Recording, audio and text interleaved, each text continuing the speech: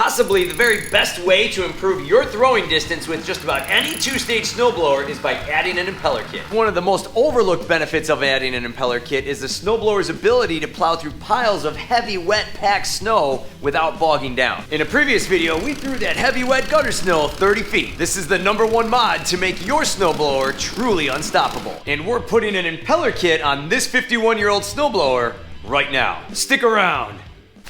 Hey guys and gals, welcome back to Garage Gear. I'm JB, giving you the best tips and tricks to survive life in and out of the garage. And remember, if you're feeling the vibe and you want to be part of the tribe, subscribe. Sure, you could spray it with some kind of cooking spray, or put a ceramic coating on it, or even hit it with some kind of silicone to prevent snow from sticking. But at the end of the day, let's be honest, that stuff's gone after a few passes. Nothing, and I mean absolutely nothing, compares to installing an impeller kit. An impeller kit closes the gap between the impeller blade and the housing in which it sits. Less gap means less snow getting caught around the outside, around the outside, around the outside, wiping it clean with every single pass. All the sprays in the world can't do that and will have to be reapplied. That little piece of rubber there, once mounted, will close off that gap. It will also ever so slightly extend this throwing arm, improving your throwing distance. Not to mention, by reducing that gap down to 1/16 of an inch, your machine will never clog again. Now, I already know that somebody out there is going to say it. Hey man,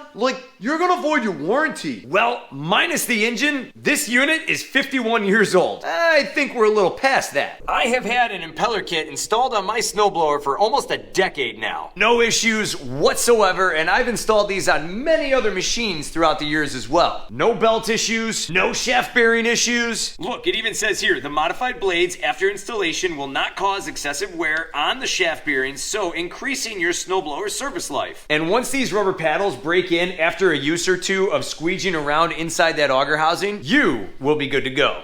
Let's unplug this spark plug to prevent any unwanted startups. In previous impeller kit videos, which I'll have linked down below in the description, you'll see that I bolted down pieces of rubber to the impeller blades. I prefer the bolt method. Some people out there like to use self-tapping screws. That works fine. I've heard a lot of good things about that method. My only concern is that nothing is holding them down from the other end. To each his own, you take your pick. I prefer the bolt method, it's just my thing. And now on Amazon, you can buy an entire impeller kit that comes with these rubber paddles. I have 4 impeller blades, so this will work out perfectly. You get 4 metal washer straps with holes, 4 sets of 3 1-inch bolts, and lock nuts. They also include 4 self-tapping screws. They say in the instructions that these are for drilling your pilot holes. I have a step bit here. This should do the trick for getting our holes done. What's really nice about buying it this way is you get even pieces of rubber that are all equally balanced if evenly installed. However, some trimming may be required because these aren't an exact fit. After a couple of quick knife cuts on these 1/4-inch pieces of rubber, life will be good. I'm gonna begin by removing this chute. And now our chute is free. Look at how much room we have here. We have like a 6-inch workspace. This is terrific. Now you can also see here that as I measure this, in order to fit perfectly, the paddles will need to be about 3 1/4 inch long. So now a big key thing here is you want to make sure that all these pieces are cut evenly, as close as evenly as possible amongst all 4. I've had some people over the years tell me that you're going to throw off the balance of the impellers if these are different in size. That may be true if they are way off, but if you get them as close as possible, you got nothing to worry about. Again, 10 years of no issues on that machine. Just saying. I'm gonna squish these together as evenly as possible. I'm gonna mark my 3 1/4 inch line, level it off. Now, instead of doing individual knife cuts over and over and over again with a box knife, what I'm going to do is use a multi-tool. I'm going to slip them into my vise, line them up, and just run the blade over the top, cutting all 4 at once. Well, it doesn't get any more level than that. That was an awesome tool to use for this job. Those are pretty even if you ask me. Now what I'm going to do is position this rubber flap exactly where I want it. That looks pretty good if you ask me. I'm just going to back it up maybe 1/16 of an inch. I'm gonna mark my holes. I'm gonna remove my rubber paddle and get it out of the way. Now, as you try to drill this here, what's gonna happen is this impeller is gonna wanna spin. So, what I did is I stuck a board inside to prevent this whole thing from spinning. Let's drill them out. And good, that's a good size hole. On to the next one. And good to go. Now I'm just gonna vacuum out any metal shavings. Next, we're just gonna take our bracket here with our bolts and slide them in. I can adjust this up or down because of the big slots on that rubber panel. That's nice. I'm gonna reach behind and get my nuts in place. And good, now the nuts are on. Now I just gotta crank them down. Then what I'm gonna do is just snug these down with an extension on my impact driver and a wrench from below. Check this out, I just spun this whole impeller around, and you can see with that rubber flap, all the metal shards that thing just scooped up. That's pretty cool. I'm gonna vacuum those up. You can see that gap isn't very big, and this thing only overhangs over the edge of that impeller blade just by a little bit. There's your nuts on the bottom, we're good to go. Now I just gotta do that 3 more times. Time out. I wanted to show you something. What you could do is you could get away with just doing 2 of the 4 impellers. If you have 3 impellers, you must do all 3. What I'm gonna do is do all 4. You could get away with just the 2 on opposite ends. That would work fine. But in this case, we're gonna turn this into a tank. We're doing all 4. There's number 1, number 2, number 3, and number 4. The clearance on each of them is less than 1/16 of an inch. These things are really tight to the inside wall of that housing. Let's get the chute back on and have some fun with this thing.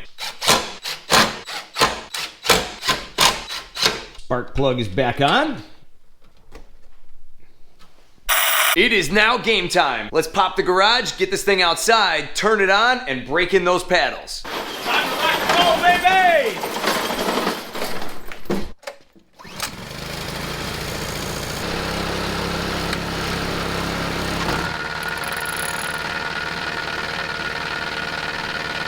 That machine is now breaking in. Panels are rounding out to the inside of their housing. I've got some good snow here. Let's send it.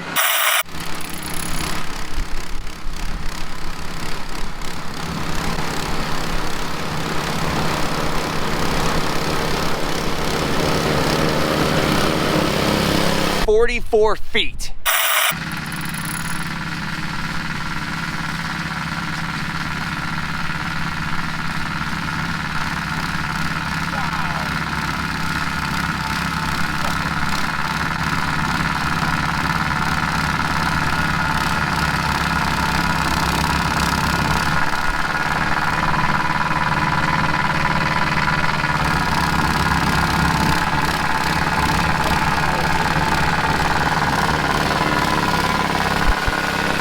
There's our farthest dot.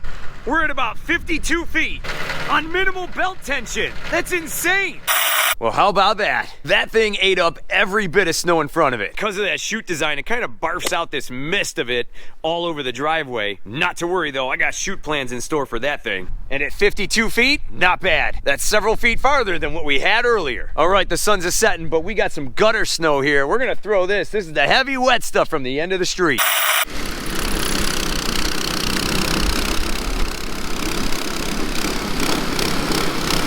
Over 30 feet.